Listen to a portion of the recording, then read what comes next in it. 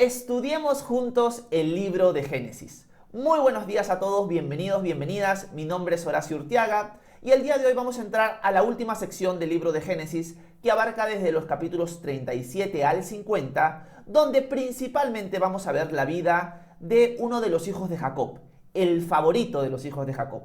¿Cómo se llama este hijo? Se llama José. El día de ayer, la clase anterior, hemos visto cómo se desarrolla y cómo crece la nación de Edom, nación que nace por medio de Esaú. Pero hoy vamos a enfocarnos en la familia de Jacob. Vamos a ver algunas problemáticas y algo que va a pasar tristemente con uno de sus hijos, con José. ¿Qué es lo que va a suceder con él? Lo vamos a leer en estos siguientes versículos. Así que entremos al capítulo 37 de una vez para poder tratar de sacarle lo más que podemos el jugo en este pequeño tiempo que tenemos. Veamos el capítulo 37 y veamos qué es lo que Moisés, el autor de Génesis, nos presenta en estos versículos. Versículo 1. Jacob se quedó a vivir en la tierra de Canaán, donde su padre había vivido. Esta es la historia de la familia de Jacob. José tenía 17 años de edad y apacentaba las ovejas con sus hermanos. El joven José estaba con los hijos de Bilhá y con los hijos de Silpa, las mujeres de su padre. Y José informaba a su padre de la mala fama de ellos. Israel amaba a José más que a todos sus hijos, porque lo había tenido en su vejez. Por eso le hizo una túnica de diversos colores. Al ver sus hermanos que su padre lo amaba más que a todos ellos, lo odiaban y no podían hablarle de manera pacífica. Bueno, acá se nos presenta una problemática que nosotros ya hemos ido viendo desde capítulos anteriores, desde el tiempo en que Jacob se casó con Raquel y Lea. Desde esos tiempos ya había una problemática bien marcada en la familia de Jacob por culpa de su pecado. Una de las cosas que nosotros hemos hablado muchas veces es que la voluntad de Dios es que el hombre dejará a su padre y a su madre, se unirá a su mujer y los dos, no los tres, no los cuatro, no los cinco, serán un solo ser.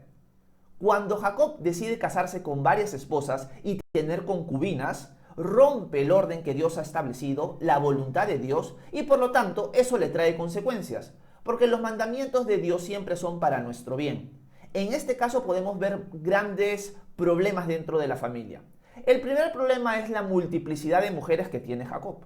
Esto ya crea cierta rivalidad entre los hermanos. Porque hay una esposa, que fue la más favorecida de Jacob, que se llamó Raquel, la cual ya falleció.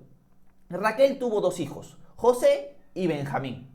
Se nos cuenta en este texto que José está viviendo con los hijos de Silpa y Bilhá, que son las concubinas de su padre. ¿Por qué está viviendo con ellas? Porque Raquel ha muerto. Así que alguien se tiene que encargar de José. Por lo tanto, ahora él vive con las concubinas de su padre. No vive con Lea ni con sus hijos, sino con Bilhá y con Silpa. Así que José se está criando con ellos. José tiene una actitud un poco controversial, porque dice que José le acusa a su padre toda la mala fama de sus hermanos. O sea, José era un acusón, como se diría acá en Perú. José le gustaba, en buena cuenta, chismearle a su padre todas las malas decisiones que ellos tomaban o todas sus actitudes. Esto creaba una rencilla bien marcada entre hermanos. Ahora, la pregunta que tendríamos que hacernos es, ¿lo que José hacía estaba bien o estaba mal? La tradición judía nos dice que José actúa de esa manera porque como su padre lo ama más que a todos, eso exalta a José y José ya se siente en el derecho de poder acusarlos constantemente. Entonces empieza a armar una problemática familiar más difícil de la que ya se había vivido tiempos anteriores. Por lo tanto, los hermanos tienden a odiar cada vez más a José. No solo es el hecho de que José sea un acusón, una acuseta, como se diría en mi país, el hecho de que los hermanos le tengan odio, sino el favoritismo que tiene su padre hacia él causa que este odio crezca cada vez más. Al punto de que Jacob viste a José de una manera distinta, de una manera como alguien se vestiría como la realeza.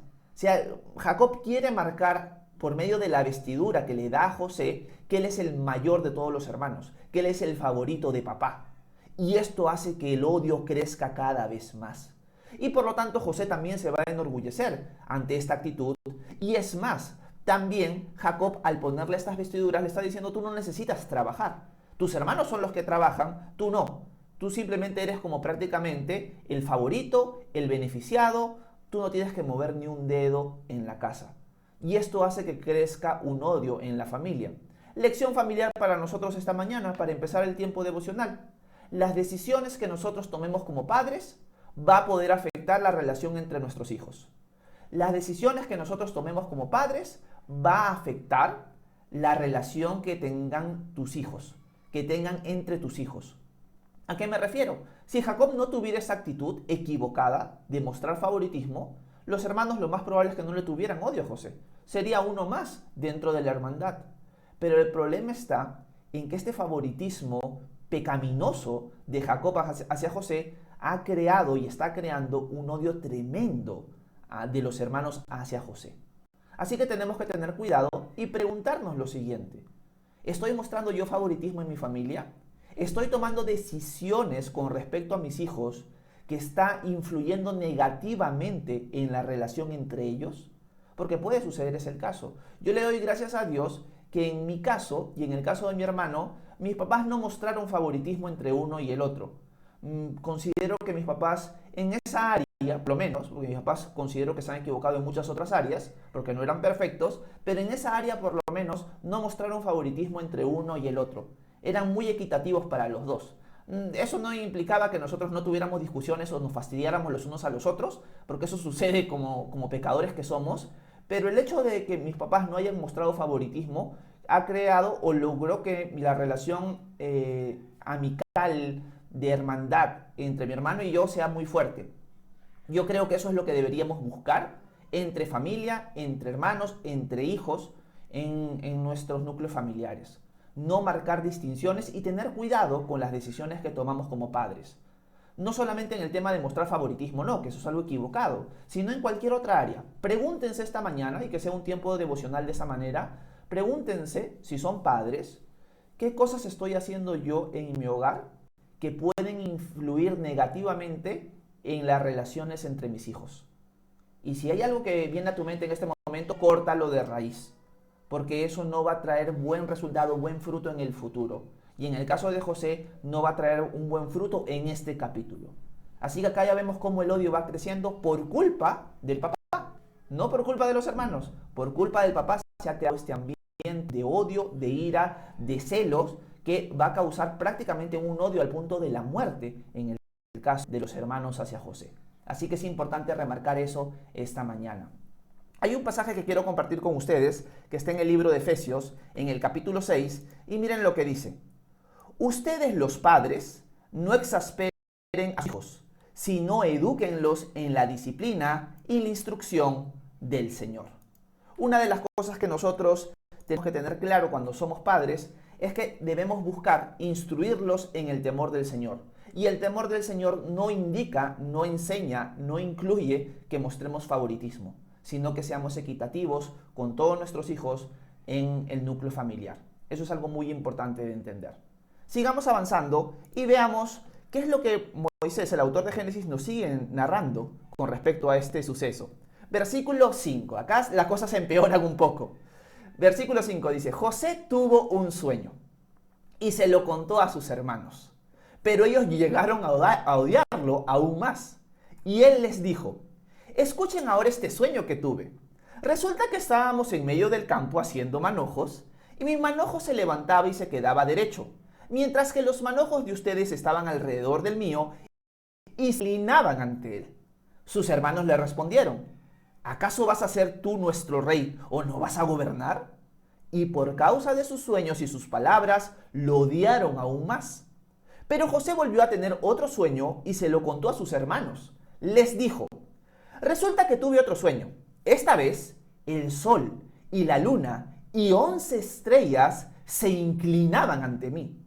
Y les contó esto a su padre y a sus hermanos, y su padre lo reprendió. Le dijo, ¿qué clase de sueño es este que tuviste? ¿Acaso tu madre, tus hermanos y yo vendremos a postrarnos ante ti? Y sus hermanos le tenían envidia, pero su padre meditaba acerca de esto. Aquí las cosas empeoran. ¿Por qué las cosas empeoran? Porque José empieza a tener sueños que nosotros vamos a ver en los siguientes capítulos que son de parte de Dios. en los cuales se muestra que José va a estar por encima de los demás hermanos y hasta de su padre y su familia, y se van a inclinar delante de él. Y él, como el favorito, como el mimado de la casa, una de las cosas que hace es cuenta el sueño a sus hermanos. Lo más probable es que muy feliz, muy altivo quizás él, y les cuenta: miren, el primer sueño, todos estábamos armando manijos de trigo, de paja, y ellos se inclinan, los de ustedes, ante el mío, y el mío se mantiene de pie. Y también un sueño donde el sol, la luna y 11 estrellas, acuérdense que son dos hermanos, o sea, eran 11 hermanos y José, todos ellos se inclinan y se postran ante mí. Cuando los hermanos obviamente entienden estos sueños, se amargan delante de José y le tienen aún más cólera. O sea, aparte que este es el favorito, aparte de que el papá siempre lo exalta hasta que lo ha vestido distinto que nosotros, y ahora este viene a contarnos estas cosas, o sea, ¿quién se cree? Y le empiezan a odiar más. Jacob en cierto sentido también se preocupa cuando escucha este sueño, porque un padre no se inclina ante el hijo. Por lo tanto, a él le parece raro y reprende a José con respecto a esto. La tradición judía también nos dice que Jacob se da cuenta que los hermanos le tienen odio y por eso aprovecha para reprenderlo, para que los hermanos no le sigan teniendo odio, pero de todas maneras se queda meditando: estos sueños son raros, ¿por qué José estará soñando esto? Y esto es algo que se va a poder descubrir muchísimos años después. José tiene aproximadamente 17 años, como nos dice este capítulo. Ahora, tendríamos que hacernos la pregunta siguiente: ¿es posible de que Dios nos hable a través de sueños como le habló a José? Y la respuesta es sí, pero tenemos que tener mucho cuidado.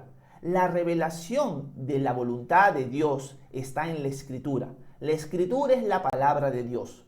Por lo tanto, nosotros tenemos que filtrar absolutamente todo a la luz de la palabra de Dios. ¿Eso qué significa? Que si yo tengo un sueño que aparentemente me indica algo en contra de la palabra de Dios, yo tengo que rechazar ese sueño. Porque he conocido y conozco muchas personas que le han dado mucho peso o que le dan mucho peso a los sueños que ellos tienen. Yo personalmente no soy alguien de soñar mucho. Así que lo más probable es que en algún momento, cuando Dios me quisiera dar un sueño, sería algo muy marcado en mi vida y quizás, como en el caso de José y más adelante como en el caso de Faraón, será algo repetitivo. Pero no necesariamente Dios está en la obligación y no necesariamente Dios te va a hablar por sueños. Así que dejemos de darle tanto peso a los sueños cuando ya tenemos la revelación de la voluntad de Dios en la Escritura. Tengamos mucho cuidado con los sueños. A veces es simplemente los frijoles que nos comimos en la noche, la pizza que nos comimos en la noche, que nos hace soñar y por lo tanto ya pensamos: ¡ay, qué me está hablando Dios a través de este sueño! Tengamos mucho cuidado con interpretar cada sueño que tenemos como si fueran de Dios, porque no necesariamente lo son así. Un patrón que sí vemos en la Escritura, en su mayoría, es que cuando Dios te habla a través de un sueño, te repite el mismo mensaje varias veces en distintos sueños. Eso lo vemos en José, en el Faraón, y también lo vemos en el rey Nabucodonosor en el libro de Daniel. Así que tengamos mucho cuidado con eso. No descartemos de que Dios nos puede hablar por sueños, pero eso no significa que cada sueño que tú tienes significa que Dios te está hablando. Eso ya es caer en superstición y darle un peso a los sueños que la Escritura, que la palabra de Dios no le da. Así que es algo importante de entender. Un ejemplo claro en mi vida personal es que mi esposa, Gaby, que ustedes conocen, es alguien que sueña constantemente. Ella sueña prácticamente diario y recuerda sus sueños. Y si todos los sueños que ella tiene no son que Dios les está hablando. Es más, podríamos decir que Dios nunca le ha hablado a través de un sueño a ella. Pero ella sueña todos los días. Por lo tanto, tengamos mucho cuidado. Hay personas que somos más soñadoras que otras, pero no significa que Dios nos está hablando por medio de un sueño. Tengamos claro eso. Por lo tanto, ¿Dios puede hablar por sueños? Puede hacerlo. ¿Es lo común? No lo es. Es muy raro que Dios te hable por sueños. ¿Lo puede hacer? Lo puede hacer. ¿Va a ir en contra de la palabra de Dios los sueños? Nunca. Si es un sueño que va y dice algo en contra de la palabra de Dios, tenemos que rechazarlo. Por lo tanto, tendríamos que conocer muy bien la palabra de Dios para discernir los sueños. Y un patrón que encontramos en los sueños, en el libro de Génesis y en el libro de Daniel, es que cuando Dios te quiere hablar por un sueño, te lo repite varias veces para marcarte que Él te está hablando. Así que es importante entender estos principios cuando vemos el tema de los sueños. José ha tenido 2 sueños y en efecto Dios le ha hablado por sueños. Y estos sueños han despertado más ira de los hermanos hacia él. Así que es importante remarcar eso esta mañana y que quede claro para nosotros. Tengamos cuidado con eso. Sigamos leyendo a ver qué sucede con este odio que los hermanos le tienen a José. Veamos, déjenme ver, el versículo... ok, déjenme ver. Versículo 12 en adelante. Dice lo siguiente. Cuando sus hermanos fueron a apacentar las ovejas de su padre en Siquem, Israel le dijo a José: tus hermanos están apacentando las ovejas en Siquem. Ven que voy a enviarte con ellos. Y José respondió: aquí me tienes. Entonces Israel le dijo: anda y ve si están bien tus hermanos y las ovejas, y vuelve a darme la noticia. Y lo envió Israel desde el valle de Hebrón, y José llegó a Siquem. Mientras José andaba errante por el campo, un hombre lo halló y le preguntó: ¿qué buscas? José respondió: estoy buscando a mis hermanos. Por favor, hazme saber dónde están apacentando. Y aquel hombre le respondió: ya se fueron de aquí, pero les oí decir que iban a Dotán. José fue entonces en busca de sus hermanos y los encontró en Dotán. Acá sucede algo muy interesante. Una de las cosas que pasa en este texto es que Jacob, un día que los hermanos están apacentando las ovejas en Siquem, en el pueblo donde mataron a todo mundo, Jacob quiere saber cómo están sus hermanos. Ya ha llegado el tiempo quizás de que ellos regresen y no han regresado, y envía a José a ver cómo están sus hermanos. José va, pero no los encuentra. Y de repente se encuentra con un hombre porque él estaba vagando por un lado y por el otro. Y el hombre le pregunta: ¿qué buscas? Y él le dice: bueno, estoy buscando a mis hermanos que habían venido a pastorear acá a Siquem. Él dice: sí, les oí decir que se han ido a Dotán. Porque este detalle es importante. Cuando yo muchas veces he leído este capítulo me ponía a pensar, pero esto es irrelevante para el texto. O sea, no entiendo por qué se tiene que contar que José como que se perdió, como que se encontró con un hombre y que lo envió a Dotán, si al final igualito va a llegar con sus hermanos. ¿Por qué se agrega este detalle al texto? Es interesante mostrar de que la tradición judía contaba de que este hombre que habla con José era un ángel, era un ser que Dios había enviado para guiarlo porque José se había perdido. Pero esto reafirma algo importante en el texto bíblico y en la tradición judía, que Dios quería que José encuentre a sus hermanos. ¿Por qué es importante esto para nosotros? Los que conocemos toda la historia sabemos el por qué. Porque lo que va a pasar a continuación es algo trágico, es algo terrible. Y fue y es la voluntad de Dios que José llegue a pasar por las cosas que va a pasar a continuación. Una de las cosas que nosotros vamos a encontrar constantemente en el libro de Génesis, en esta área, en la vida de José, es que para los que amamos a Dios, todas las cosas nos ayudan para bien. José no encontró a sus hermanos, por lo tanto, lo normal era que él se regresara y dijera: papá, no los encontré. Pero no sucede eso, porque Dios ayuda a José a llegar donde sus hermanos, para que sus hermanos lo terminen vendiendo.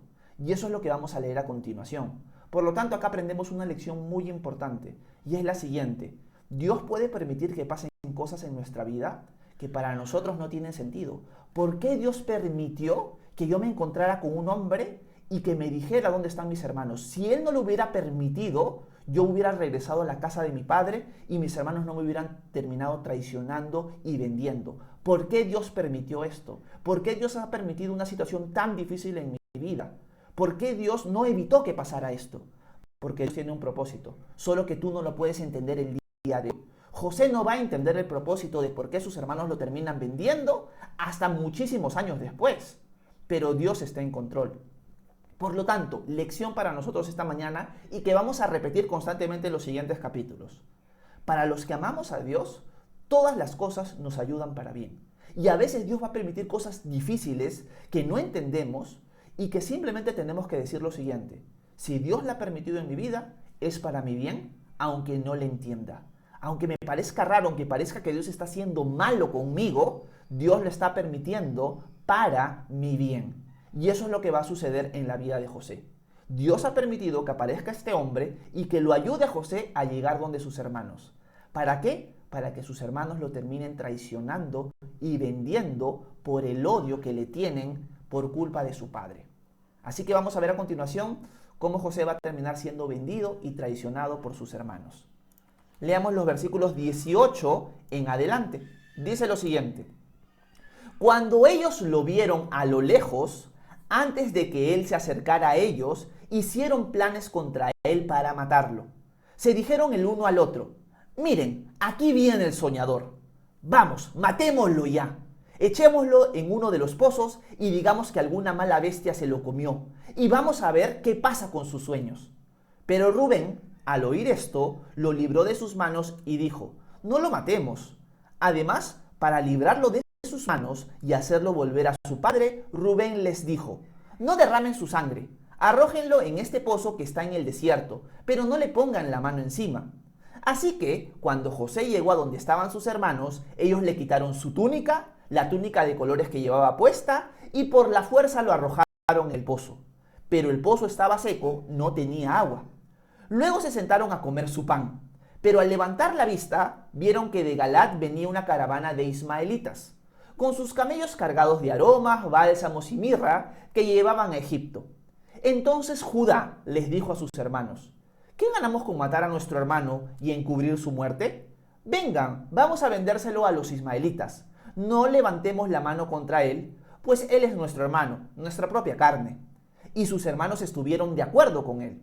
Cuando los mercaderes madianitas pasaron por allí, ellos sacaron del pozo a José y lo vendieron a los ismaelitas por 20 monedas de plata. Y ellos se llevaron a José a Egipto. Cuando Rubén volvió al pozo y no halló a José adentro, se rasgó los vestidos, luego volvió donde estaban sus hermanos y les dijo: el niño ya no está, ¿y yo a dónde iré? Entonces ellos tomaron la túnica de José, degollaron un cabrito y con la sangre tiñeron la túnica. Y enviaron la túnica de colores a su padre, se la presentaron y dijeron: esto es lo que hemos hallado, fíjate si es o no la túnica de tu hijo. Cuando Jacob la reconoció, dijo: es la túnica de mi hijo, alguna mala bestia se lo comió, José ha sido despedazado. Entonces se rasgó los vestidos, puso cilicio sobre sus lomos y durante muchos días guardó luto por su hijo. Todos sus hijos y todas sus hijas acudieron a consolarlo, pero él no quiso ser consolado, sino que dijo: bajaré al sepulcro donde está mi hijo, guardando luto por él. Y lo lloró su padre. En Egipto, los madianitas lo vendieron a Potifar, que era un oficial del faraón y capitán de la guardia. Bueno, acá, que por falta de tiempo no le podemos sacar tanto el jugo al texto que hemos leído, vemos los resultados de una mala crianza. Estos resultados, la venta de José hacia los madianitas, los ismaelitas y los medianitas, es el resultado de haber mostrado favoritismo, de haberte multiplicado de mujeres en tu hogar. El pecado trae consecuencias y estas consecuencias se ven en la traición y en la venta de José por medio de sus hermanos. Y el odio que los hermanos le tienen, porque lo primero que ellos querían hacer era matarlo. O sea, imagínense el odio que tienen en sus corazones estos muchachos por culpa de una mala crianza. Por lo tanto, lección para nosotros con la cual terminamos es la siguiente: nuestras decisiones, nuestras formas de criar, nuestros favoritismos, nuestras acciones que van a dañar la relación entre nuestros hijos van a traernos facturas en algún momento. Jacob ahora está sufriendo de una manera increíble por su culpa, porque él fue el que promovió todo este odio delante de su familia. Los hermanos son responsables, porque al final cada uno en cierto sentido es responsable por su propio pecado, pero han crecido bajo una influencia familiar que les ha llenado el corazón de ira, de odio, de envidia. Y todo esto por no obedecer a la palabra de Dios, cuando Dios había en su sabiduría decretado, mostrado que el corazón de él era que el hombre dejara a su padre y a su madre, se uniera a una sola mujer y los dos fueran un solo ser. Lo hermoso de esta historia, a pesar de que es triste, es que las promesas de Dios, a pesar de nuestros errores, siguen siendo fiel. Dios va a levantar una nación, Dios va a traer al Mesías por medio de la familia de Jacob, y Dios va a preservar la vida de José para salvar a sus hermanos en el futuro. Así que, aunque José está sufriendo en este momento, todo ese sufrimiento va a ser para bien, porque para los que amamos a Dios, todas las cosas nos ayudan para bien. Si hoy estás pasando por una situación difícil por haber seguido a Cristo, es más, tú dices: Horacio, desde que seguí a Jesús, las cosas me están pasando pero más complicadas que antes. Bueno, entiende esto, ahora eres hijo de Dios, y como ahora eres hijo de Dios, Dios va a permitir cosas en tu vida que te van a convertir más parecido a Él y que te van a ayudar en un futuro aunque tú no lo entiendas hoy. Así que simplemente entiende lo siguiente esta mañana: Dios lo ha permitido para tu bien, aunque tú no lo entiendas. Descansa en esa verdad, confía en Él, aférrate a Él, porque en el tiempo final o en un tiempo futuro te vas a dar cuenta que lo que Dios está permitiendo hoy en tu vida que es difícil, Él lo va a usar y lo está permitiendo para tu bien, aunque no lo entiendas en este momento. Te lo dice alguien que ha pasado por un montón de tormentas, que ha pasado por un montón de secuestros, que ha pasado por un montón de traiciones de sus hermanos. Estoy haciendo la tipología con José. Y la seguiré pasando, porque Dios la va a seguir permitiendo, pero siempre van a ser para mi bien, así que también lo van a hacer para ti. Espero que este tiempo devocional les haya servido de edificación a cada uno de ustedes. Si tienen preguntas, dudas, inquietudes, por favor háganmela saber, que con gusto voy a intentar responder sus preguntas a continuación. Muchas gracias por su atención, que Dios los bendiga.